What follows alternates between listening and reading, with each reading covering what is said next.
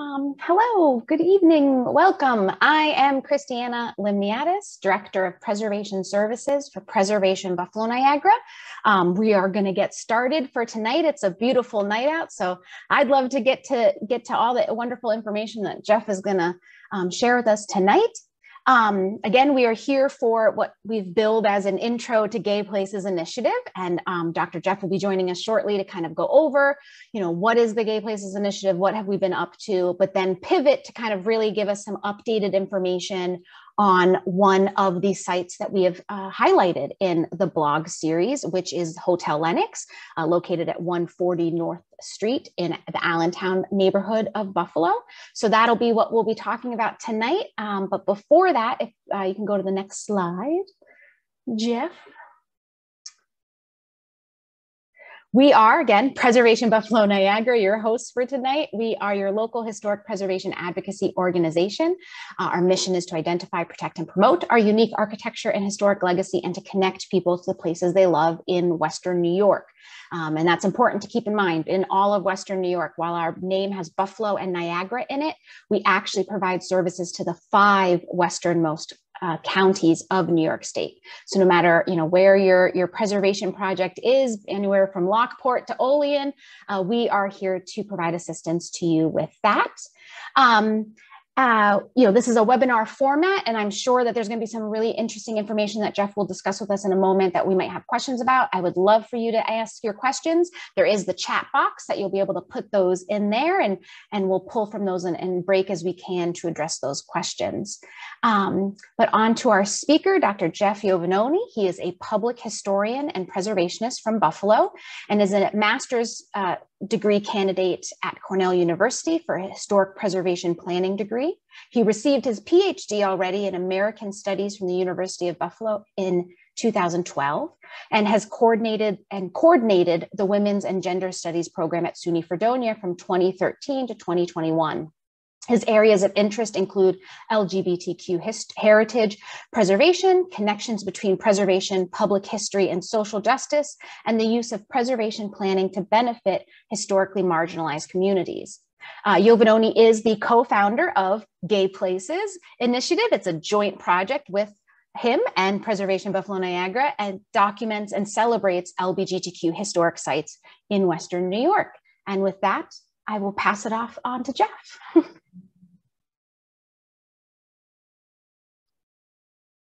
Hi, thanks for having me. So I'm going to quickly start by talking about the Gay Places Initiative and what we do. So we started in June of 2020, so we are 2 years old. And our mission in terms of our work to focus on LGBTQ historic sites in Western New York has 3 parts. So first, we want to document, preserve, and celebrate historic sites related to LGBTQ history and LGBTQ community in Western New York. We also want to move beyond just documenting and preserving to provide education about these sites and also the people and events that are connected to them through academically defensible public history. So this is very much a scholarly initiative and focusing on sites in Western New York. We also want to move from a bi-coastal understanding of LGBTQ history and preservation that often just focuses on big cities on the east or west coast like New York or San Francisco to a more holistic, all-encompassing narrative using our focus on Western New York as a model. So given the fact that we started the initiative 2 years ago, and it started with a guest blog series that I wrote for PBN that I think had 5 initial sites that we focused on. I thought it would be fun and interesting to revisit one of those sites, the Hotel Lenox, and kind of talk about it in a more expanded framework that situates the building and also a landmark LGBTQ legal case that's connected to it in the broader context of the development of the Allentown neighborhood and also the historic preservation movement in Buffalo. And those two things are very much interconnected in terms of Buffalo's history. So starting with some context, where do we typically find LGBTQ people and communities in cities or in urban spaces? And we can look at three key places or three key parts of cities. So the margins of a city, typically industrial areas or the waterfront, which we're not going to focus on so much in this presentation. The downtown, and often it's this area of cities where we also find LGBTQ people of color and also sex workers and gayborhoods or gay neighborhoods. And so in this presentation, we're going to focus on two of these spaces within Buffalo. We're going to talk about the downtown and then in particular, the Allentown gayborhood, and I'll provide a definition of gayborhood later in the presentation.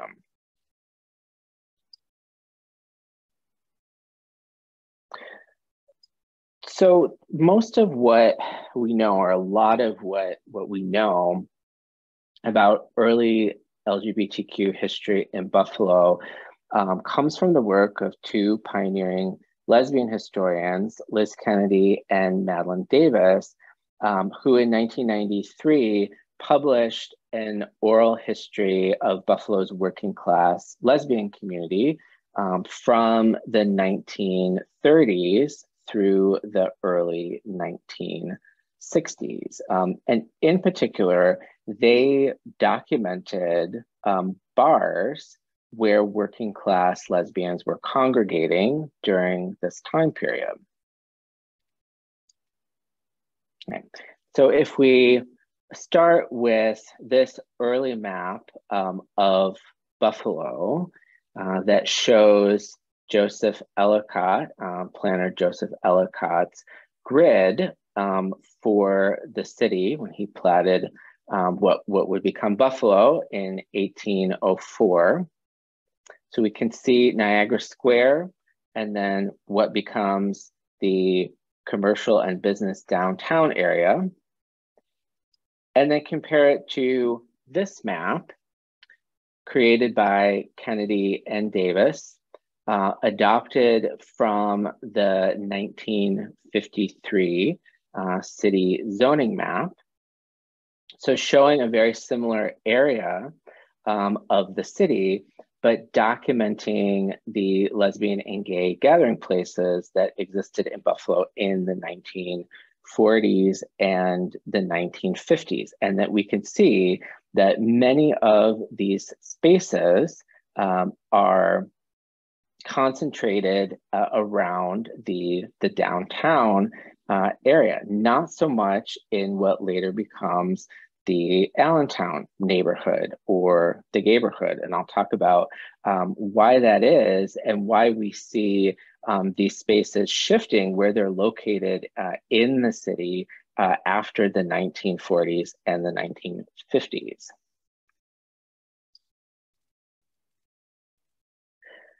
So in the period between 1960 and 1969, in particular, we see gay and lesbian gathering places in Buffalo being impacted by three intersecting forces: urban renewal, policing, and also statewide and local anti-vice campaigns.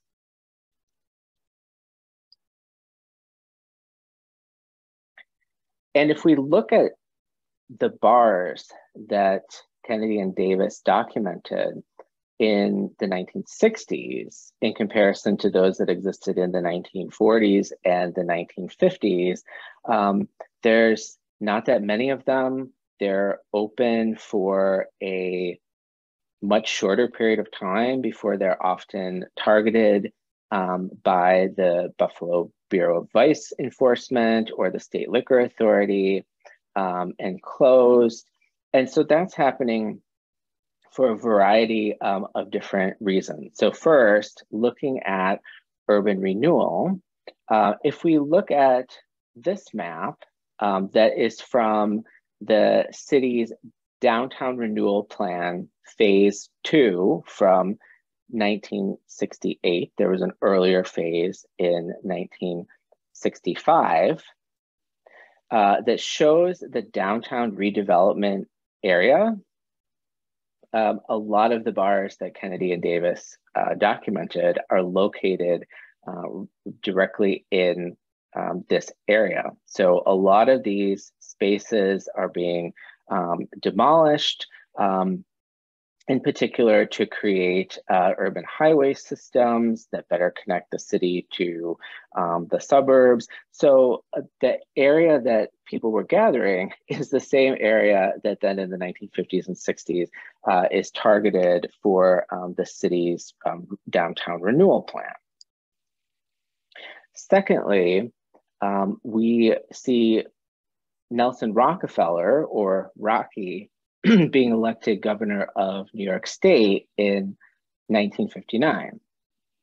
And one of the things that Rocky does is he uses the Moreland Act, which is a statewide act that allows the governor, excuse me, of New York State to impanel a commission to investigate a particular issue.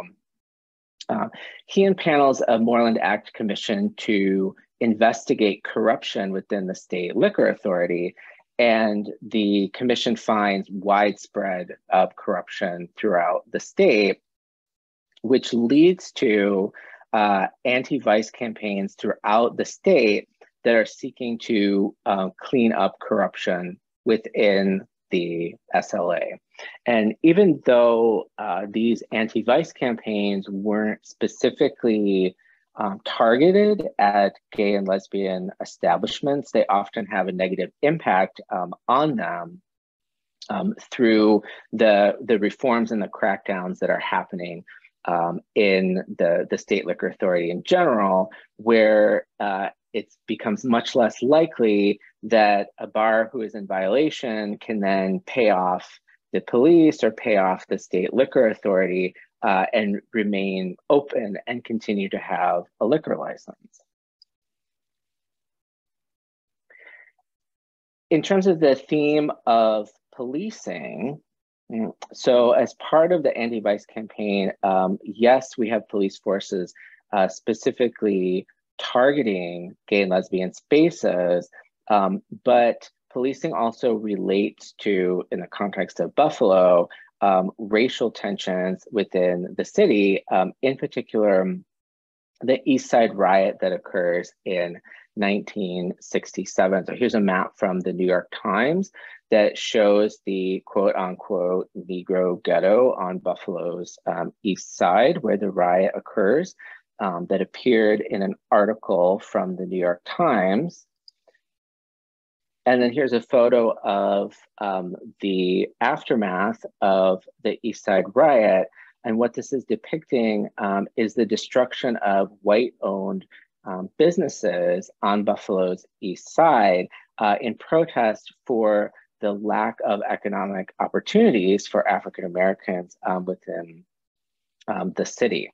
And one of the things that the riot results in is then bar owners, particularly those that are operating gay and lesbian establishments, then don't want to open further businesses or remain in business on the East Side. And we see the bars shifting from the east to the west side of the city. So essentially, excuse me, what we're seeing during this time period is we have urban renewal taking place in the downtown area. And so establishments moving north, right, towards what becomes the Allentown neighborhood. And then because of racial tensions, also moving west of Main Street, right, again, towards what becomes the Allentown neighborhood in the 1960s and 1970s.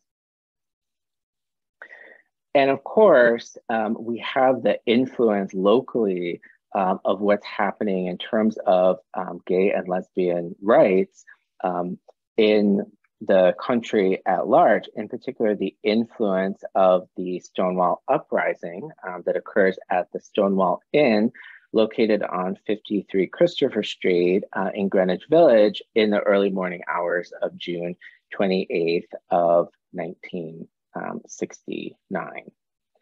So we have the impact, again, of urban renewal, policing, anti-vice campaigns. And then with the onset of the gay liberation movement following Stonewall, the founding of gay civil rights organizations within the city that can fight the police and allow gathering places for gay and lesbian people to remain open. So what we see is a period in the 1960s where there's very few spaces, and then we start to see them reemerge in the 1970s. But when they reemerge, it's not in the same place. They're closer to, right, what then becomes the Allentown neighborhood. So shifting focus and looking now at the development of Allentown, which is also connected to Buffalo's historic preservation movement. It's really during the 1970s that Allentown starts to become the gayborhood or the gay neighborhood in Buffalo. And so what do we mean when we're talking about a gayborhood? We're not just talking about a space within a city where gay people live. It's a little bit more complex than that. And I like the sociologist Eamon Ghaziani's definition of what a gayborhood is. And I think it's worth reading at length so we can understand what's happening within Allentown during this time period. And so he says, we can identify a gay neighborhood or gayborhood, as many people playfully call it, by several qualities. It is a place that has a distinct geographic focal point. Locals can point it out on a map, usually by singling out one or two specific streets. It has a unique culture.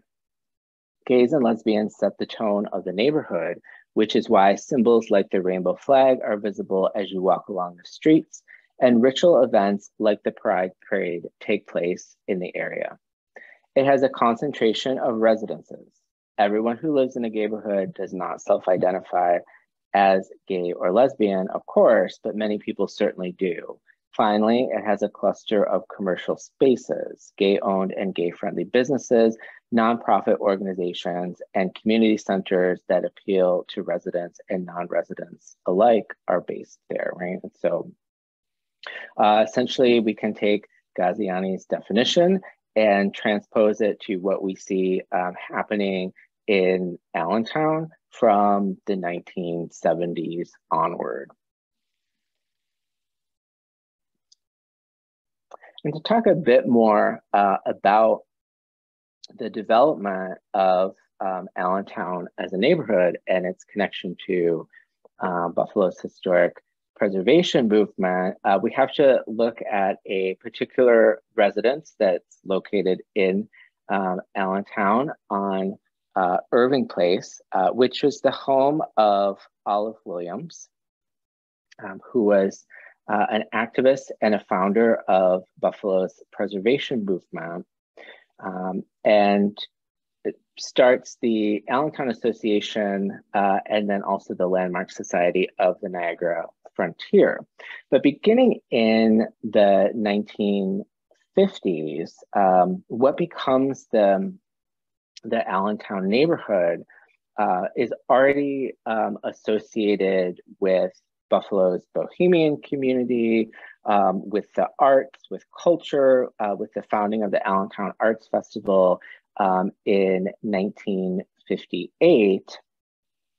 And this is solidified when Olive Williams and other residents of Allentown who are concerned about quote unquote neighborhood blight and what they see happening in terms of urban renewal in other places in the city, and are afraid that their neighborhood, right, is going to be targeted and changed. In 1960, found first the North Street Community Association, which then becomes the Allentown Community Association in 1963, which is really the first preservation organization in Buffalo. And then in 1970, Williams and others helped to found the more kind of all-encompassing Landmark Society of the Niagara Frontier. And so here's Olive Williams. And so I have here activist, preservationist, groovy lady, lesbian, question mark. And so one of the stories that's told about Olive Williams, who comes from a very progressive lineage on both her mother's side and also her father's side. They were Unitarian Universalists, social activists, suffragists, so on and so forth. And one of the stories that's told about Olive Williams is that when she was 82 years old, so in 1971, she invited the folk singer Arlo Guthrie into her house to have coffee and talk with him about social issues of the day. And he left that conversation saying she was a quote unquote groovy lady. Olive Williams also had a very close relationship with another founder of the Allentown Association, Louise Michael, and they had grown up together as girls, attended Smith College together, and then from 1938 onward, they lived next door to each other on Irving Place. And there's been a lot of scholarship done on how an upper class women who are involved in progressive social reform and never marry, as neither Olive Williams or Louise Michael do, that there's a lot of evidence that we can point to that these women are potentially lesbian. So I thought I would mention it, one, it's really cool if the founders of the Allentown Association were two lesbian women, but also it provides an important kind of counterpoint to some of the women that Kennedy and Davis document in their study who are working class lesbians. And here we have kind of a different perspective of women that are living in Buffalo during that same time period, but are of a different class position. And so therefore, what their expression of gender and sexuality looks like is different. And here's their two houses, which are adjacent properties, 53 Irving Place, where Olive lived, and then 48 Irving Place, which is where Louise Michael lived. So this advocacy culminates in Allentown becoming a local preservation district in 1978, and then a national registered district in 1980.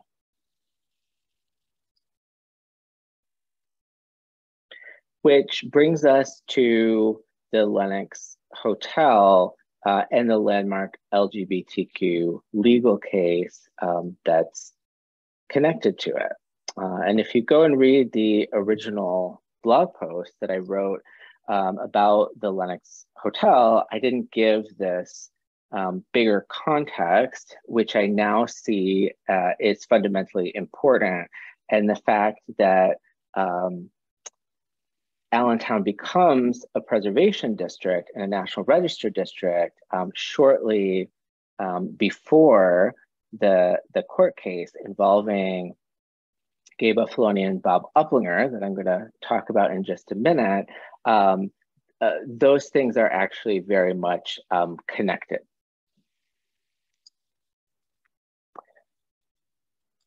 So the Lenox Hotel was actually constructed in 1896 as the Lenox Apartment House by architects Lovren and Wieland.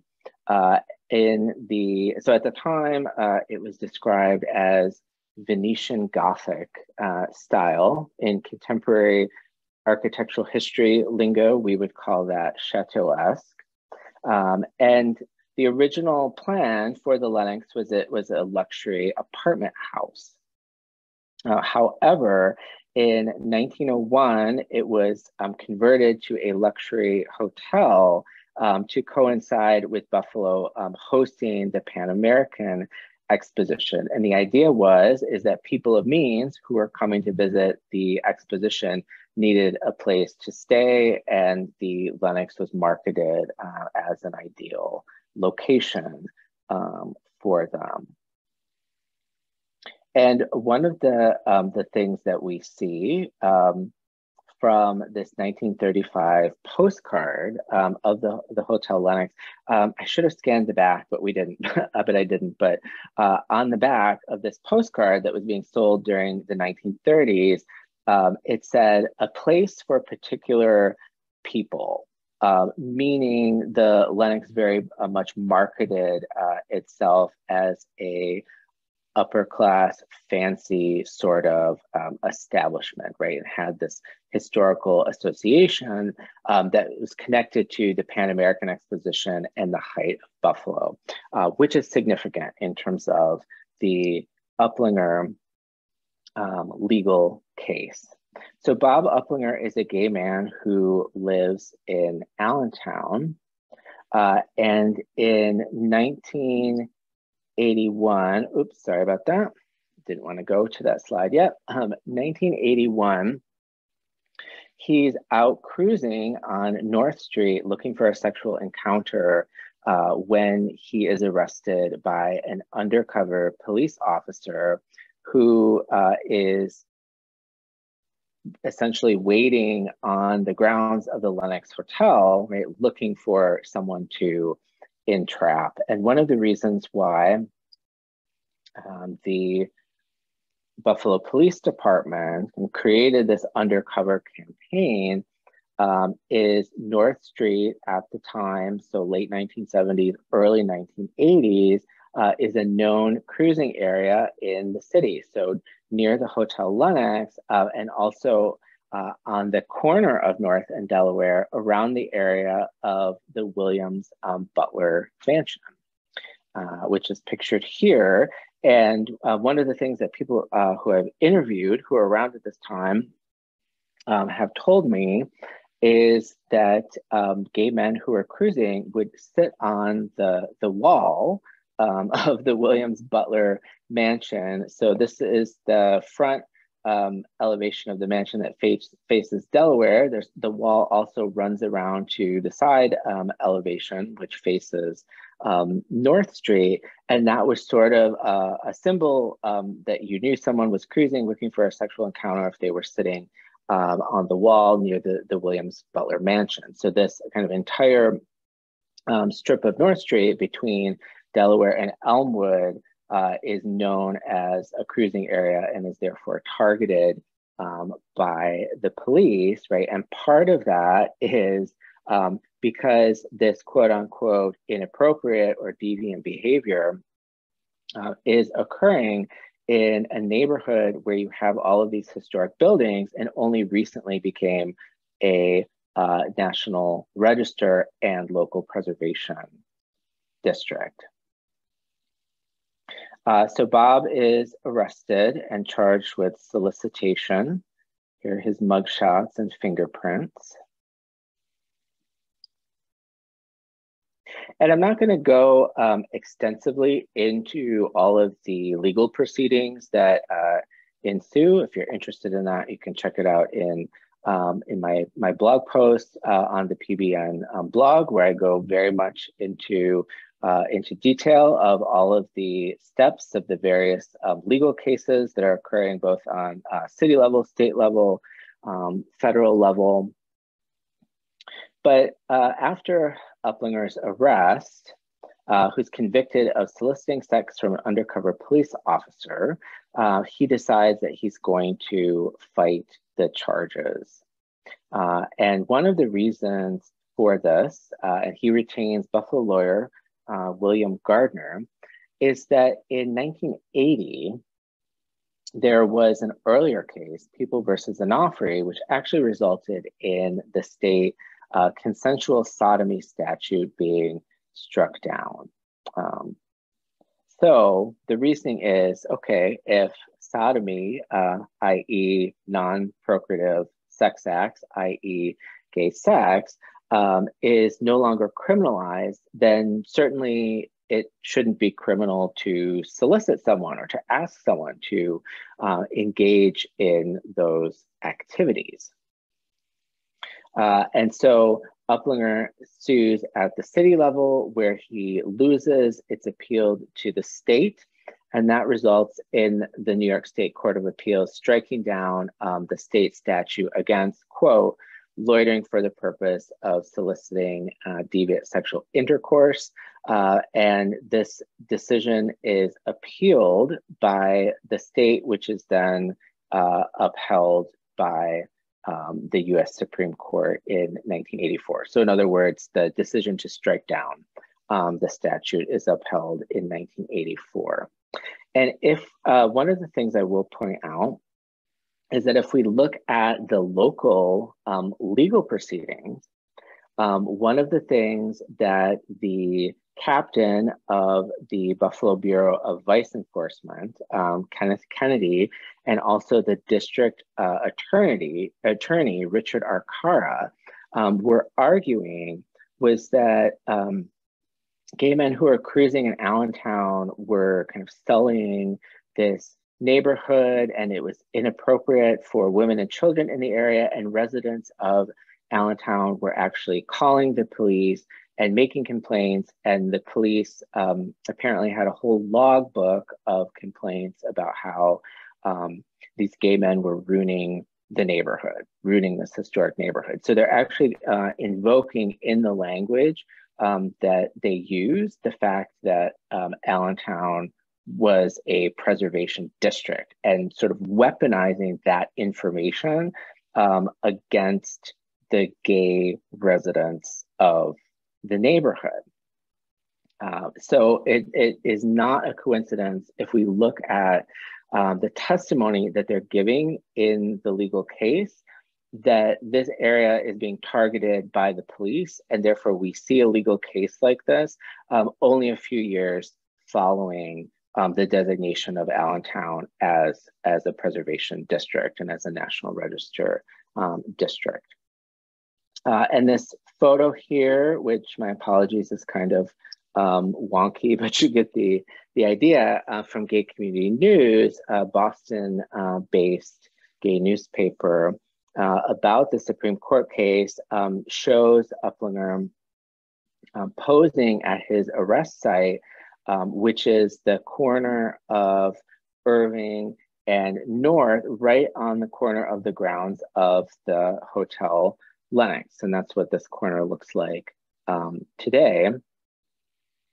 So the buildings in the area, the fact that, right, he's arrested on the grounds of the Hotel Lenox, that's where the police officer was waiting for him to entrap him, the connections to the Williams Butler mansion, the buildings, the historic buildings are also kind of key players in this story and what happens with the police campaign and the legal case, as much are the people who are involved. And it's all connected to the broader development of Allentown as the neighborhood, and also its connections to Buffalo's historic preservation movement.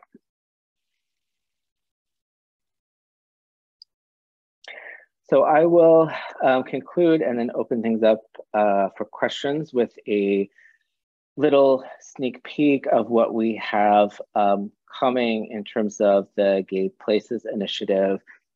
In September, hopefully we're going to be opening and premiering a digital exhibit or online exhibit that focuses on transgender writer and activist and native Buffalonian Leslie Feinberg's novel, award-winning novel, Stonebridge Blues, that looks at the historic LGBTQ sites that are represented in that book and uses the book to kind of create and map a cultural landscape of LGBTQ Buffalo during the 1960s and 1970s.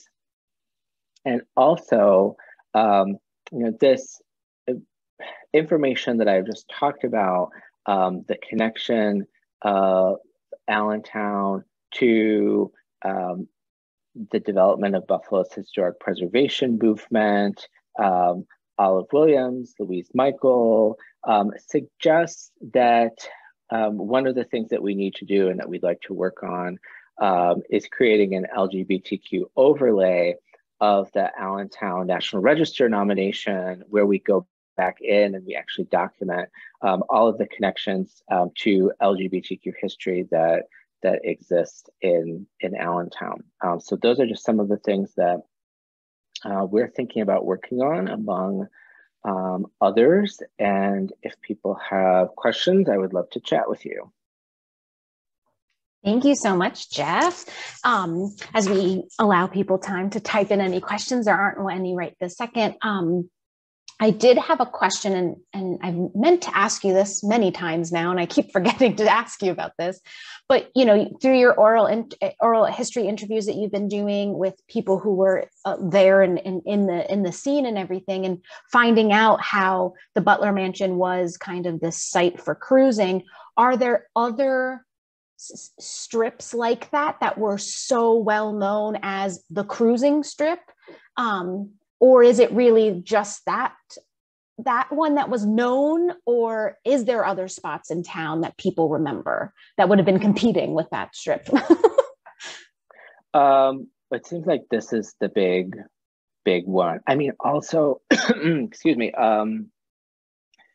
people have also pointed out Delaware Park, and then also LaSalle Park, because also around this time period, there's an article from the Fifth Freedom, which was the Buffalo Gay newspaper, that talks about how Kenneth Kennedy, again, the captain of the Bureau of Vice Enforcement in the Buffalo Police Department, convinces Jimmy Griffin to cut down this whole section of trees in LaSalle Park where gay men are cruising. And also not so much a cruising area, but there's also around the same time period, early 1980s, there's also the issue of the City Lights Bar wanting to expand in the theater district, and the city and Mayor Griffin not liking that, because the city is trying to have this more prominent theater district, and they don't want the gay bars there, which then results in Jimmy Griffin's now infamous fruits comment. Right. So that's all happening around the same time period. So not necessarily so much cruising with the theater district, but there's this similar fear that the community is becoming more prominent, and then they're going to sully these historic districts in Buffalo. Not that I want to repeat the vulgarity of that, but if for those that aren't aware of the quote that you're referencing, can you explain that? Sorry. Yeah, he was asked by the Buffalo News, I believe, if I'm remembering correctly, to kind of comment on the fact that City Lights was expanding within the theater district, and he said something along the lines of I don't want that, and I don't think of these people as gay. Gay means happy. These people are fruits, and we don't want them in the theater district.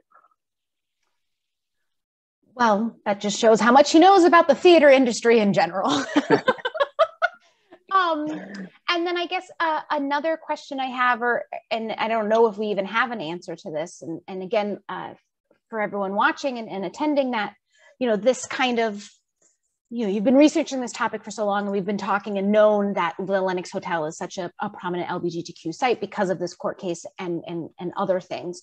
But the idea and the intersection between the use of it being preservation and historic was actually a part of this narrative is something that, is a recent kind of connection for you, and being able to really get into the deep dive of documents in the archives at Buff State, at the Madeline Davis Archives, which is the city's, and I don't know how else to describe it, but it's an amazing collection of LGBTQ history documents that was started by Madeline Davis and certainly added to by other individuals. So that kind of discovery is new. But I mean, the idea and scholarship on the historic evolution of gayborhoods and the intersection between gayborhood, the overlap in that Venn diagram of the gayborhood with preservation districts. Yeah. I don't think I have seen, though, in this community or in other communities, more famous ones like New York or Boston or places in the West Coast, where they actually used preservation as a reason to get rid of gays. So have you stumbled on that in other communities? Like, I think that it's interesting, because again, we kind of put it forward that it was, the stereotypical answer is that the gays came in and fixed up the neighborhood and turned it into the gayborhood. So why would they use that against themselves to not be in the district? So yeah, have you seen that kind of thing happening in other places? Yes, and I think in general, when we're talking about any sort of marginalized history that's associated with a particular place in a city, it's really worth thinking about how then when we designate or preserve something, that invites in different types of local, state, national power, and that power can actually be used against the marginalized people that have historically associated that been associated with that place. But conversely, it could also be used to bolster that history in those communities. It's just in terms of how are we framing and using the toolbox that historic preservation is. But I made this Allentown connection because I read a really great book that's called Living Queer History by Samantha Rosenthal, who's a public historian from Roanoke, Virginia. And she documents a case in that book where their neighborhood in Roanoke, which was called the Old Southwest neighborhood, the residents organized and turned it into a preservation district, and then used the fact that now here we have this historic district to kind of mobilize police power to kick LGBTQ people out of the neighborhood. Wowzers. That's intense and incredibly frustrating, especially as a preservationist working today, recognizing how policies and procedures in our industry that I've always seen as things about bringing equity and equal attention to all facets of history and to celebrate all facets of history has been used in such a racist and discriminatory way. So, from a gay history and a gay rights point of view, that there's a whole thing to talk about and to correct in that regard. But then certainly just from a regular total preservation point of view, how absolutely wrong and misguided that is, and not the point of any of this work that we're doing in the first place. So it's not to disenfranchise and to erase those sectors. It's to highlight and bring together those sectors. So that is a troubling example right there. Yeah, and I looked at that example, and then it immediately reminded me of the testimony, of the vice captain and the district attorney in the Uplinger case. And I thought, oh, the same exact thing is happening here. They're weaponizing Allentown as a historic preservation district and using that against people who are occupying the neighborhood that the city at large sees as undesirable in some way. That's interesting too. Oh, wow. Well, thank you so very much. There are any questions, but again, if you have any last questions or statements, please put them into the chat. And with that, again, thank you so much, Jeff, for joining us. If I can, do a little plug, you talked about at the end just there, Leslie Feinberg's Buffalo and the virtual exhibit that's going to be happening. But definitely keep an eye out, sign up for our newsletter, follow us on social media. We'll be announcing more events for October, which is LGBTQ History Month. So Jeff and I do have some programs in planning and in the works to celebrate and highlight some more stories during that time period. And with that, thank you so very much. Thank you, Jeff. Have a great rest of your night, everybody. Thank you. Thanks, everyone. Bye.